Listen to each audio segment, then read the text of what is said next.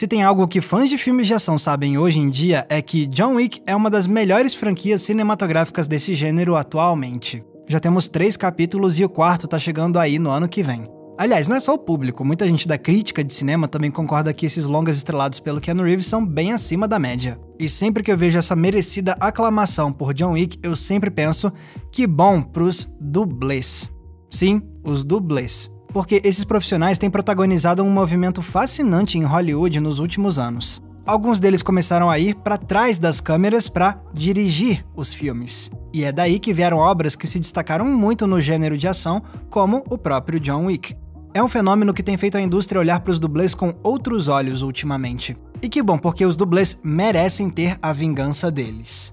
Pera, vingança? Como assim? Vingança pelo quê? E o que essa fase dos filmes de ação de hoje pode representar para o futuro da categoria profissional dos dublês? Dublês são parte essencial do cinema desde o nascimento dessa arte. Beleza, você tinha artistas que preferiam fazer as próprias cenas de ação, especialmente o lendário comediante Buster Keaton. Mas em muitas outras produções você precisava de especialistas para executar certas cenas de ação, especialmente quando elas eram perigosas demais para serem executadas pelos grandes astros que valiam milhões para os estúdios. E assim, com o passar do tempo, os dublês viraram parte essencial do cinema, especialmente em grandes indústrias como a de Hollywood. E olha que dublês podem fazer muito mais do que você imagina. O mais tradicional é a gente pensar neles como aqueles profissionais que se parecem com os atores famosos e substituem eles. Mas dublês são, acima de tudo, intérpretes de ação. Por isso, eles também podem ajudar de outras formas. Por exemplo, quando você vê uma cena em que protagonistas precisam lutar contra vários capangas. Normalmente, esses capangas são interpretados por dublês também, porque eles precisam ser interpretados por profissionais que saibam como lutar bem, ou como levar os golpes, ou como cair de forma segura. E quando dublês ganham experiência o suficiente no mercado, eles podem ocupar outros cargos dentro de uma produção. O mais tradicional, por exemplo, é que eles sejam promovidos a coordenadores de ação. São esses profissionais os responsáveis por escalar dublês e coordená-los durante as gravações. Além disso, eles trabalham junto aos diretores para planejar e para coreografar as cenas de ação, para que elas sejam convincentes, porém seguras. Afinal, eles costumam entender bem mais sobre os desafios e os perigos dessas cenas do que os diretores. Então eles acabam sendo valiosíssimos para dar vida à visão que cineastas têm para a obra.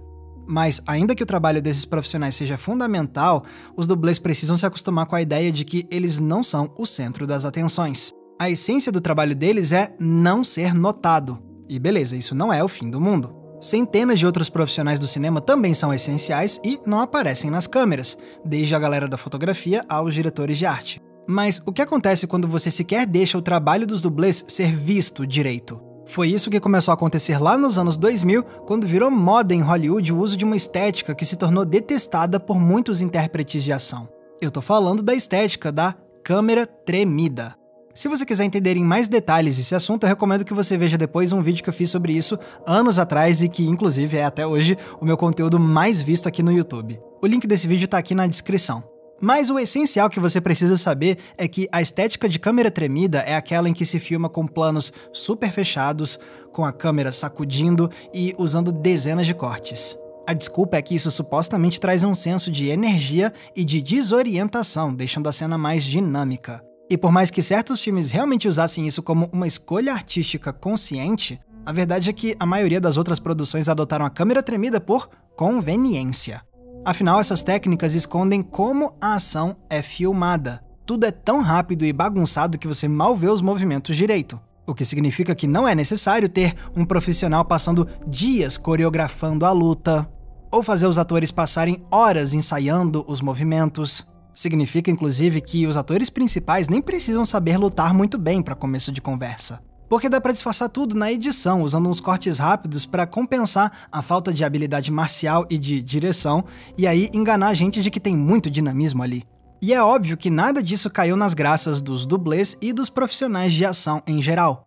Porque a câmera tremida acabava desvalorizando o trabalho dessa galera e, essencialmente, escondia a ação, que era o que eles estavam lá para fazer. Mas no fim das contas não eram essas pessoas que mandavam nas produções, não é? Então o jeito era seguir assim mesmo. Até que chegou o momento em que alguns dublês decidiram se vingar da câmera tremida. Como? Indo para a cadeira do diretor. Não só para ganhar mais status e mais experiência, mas também para fazer o tipo de ação que eles sentiam que estava sendo deixada para trás. E teve 2 nomes que se destacaram logo, o da dupla Chad Stahelski e David Leitch. Eles conseguiram financiamento para um projeto novo chamado John Wick, que seria estrelado pelo Keanu Reeves.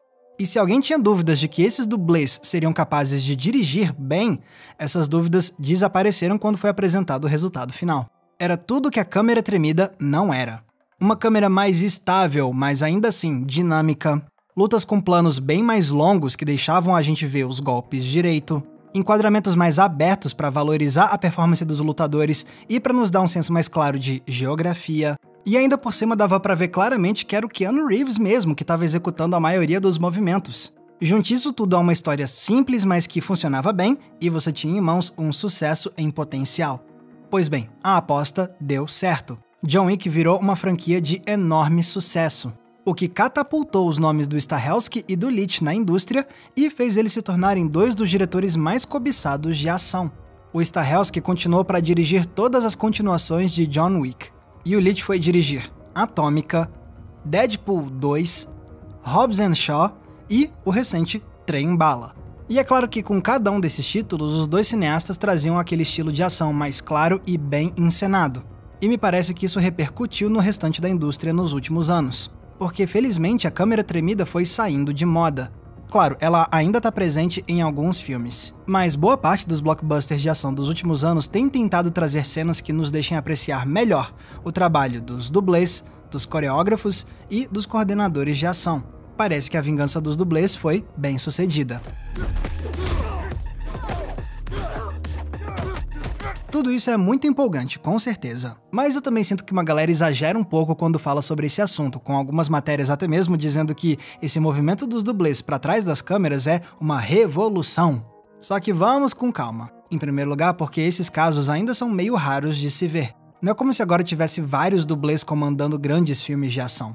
Claro, o caso de sucesso do Stahelski e do Leitch ajudou a abrir o caminho para que outros dublês conseguissem oportunidades parecidas, como foi o caso do Sam Hargrave, que dirigiu Resgate com o Chris Hemsworth. Mas exemplos assim não se tornaram o padrão. E acima disso tem o fato de que esses não são os primeiros dublês da história a fazerem a mudança para a direção. O cinema asiático de artes marciais, por exemplo, já faz isso há décadas. Eu penso imediatamente no Kya Liang Liu, que começou como coreógrafo de lutas na famosa produtora Shaw Brothers e foi subindo até dirigir clássicos como A Câmara 36 de Shaolin e O Mestre Invencível 2. Fora outros nomes célebres que tiveram trajetórias similares, como o Yuen Woo-ping e o Sammo Hung. E também não dá pra esquecer como até mesmo em Hollywood você já tinha alguns dublês que tinham virado diretores bem antes dessa geração mais recente. Um caso clássico é o do Hal Needham, que foi pioneiro dessa tendência. Ele era o principal dublê do Burt Reynolds, até que ele decidiu dirigir os próprios filmes de ação, começando com Agarra-me se puderes.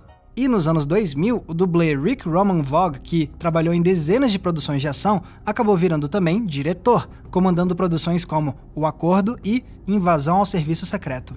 Mas, como vocês devem ter percebido, os filmes dirigidos pelo Needham e pelo Vogue nunca chegaram a ser grandes sucessos aclamados. E é essa a principal diferença entre eles e a geração atual. É a primeira vez que Hollywood vê dublês comandando alguns dos maiores títulos de ação da indústria. Talvez por isso mesmo alguns fiquem com a impressão de que isso é uma revolução. E que bom mesmo que esses dublês diretores estejam chamando a atenção. Não só porque isso pode nos trazer bons filmes, é também porque isso pode ter um efeito mais a longo prazo para mudar como Hollywood enxerga o trabalho dos profissionais de ação. Basta ver como o sucesso do Stahelski e do Leitch reacendeu uma conversa sobre como o Oscar não premia o trabalho desse departamento. Não tem categoria de melhores performances de ação ou de melhor coordenação de ação. E isso é algo que esses profissionais lamentam há décadas. Afinal, o Oscar premia praticamente todos os outros departamentos, então por que deixar essa galera de fora? Sem contar que dublês estão cotidianamente arriscando a própria saúde ou até mesmo a própria vida em nome desses filmes. Ok, estar ou não estar no Oscar não é nem de perto o problema mais sério e urgente da indústria. Mas esse reconhecimento da academia já tá aí, então por que não só incluir o departamento de ação na lista de profissionais prestigiados com prêmios? É esse tipo de pergunta que talvez comece a ficar mais comum agora que os profissionais de ação estão passando por uma nova fase de reconhecimento e de influência em Hollywood.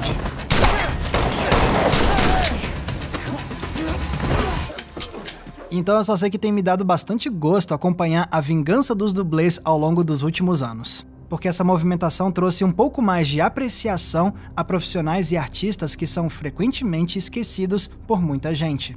E se isso ainda por cima nos presenteia com bons filmes e cenas de ação de encher os olhos, melhor ainda.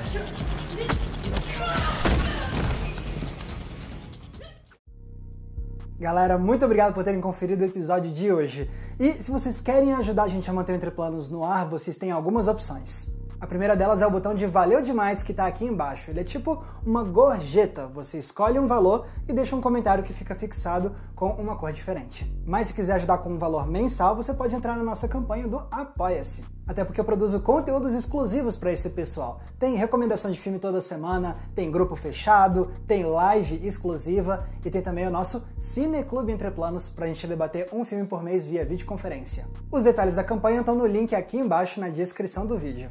E se quiserem me acompanhar também nas redes sociais, vocês podem me procurar usando esses nomes que estão aparecendo aqui embaixo de mim. Mais uma vez, muito obrigado pela audiência, um abraço e até a próxima sessão.